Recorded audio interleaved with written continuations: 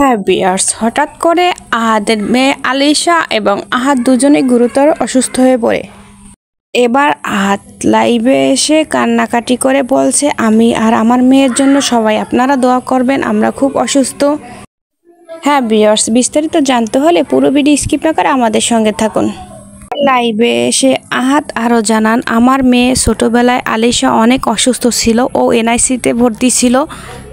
আরও জানান, বর্তমানে আমার ছেলে আয়াসও খুব অসুস্থ।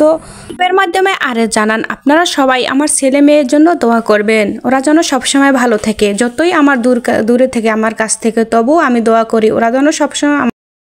আপনারা যারা আহাদের ভিডিও দেখেন তারা অবশ্যই দেখেছেন আহাদ যে লাইভে এসে একথা বলেছে।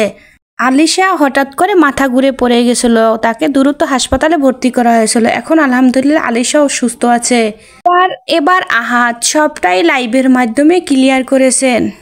যারা যারা আহাদের এই ভিডিওটা দেখেননি, অবশ্যই আমি ডিসক্রিপশনে তাদের লিঙ্কটা দিয়ে দেব, আপনারা দেখে নেবেন এবং ওদের জন্য সবাই দোয়া করবেন।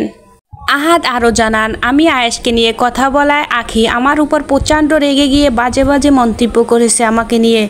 আহাদ আরও বলল, আমার সন্তানরা আমার কাছ থেকে দূরে থাকলো, ওদের বাবা আমি সবসময় ওদের বাবা থাকবো।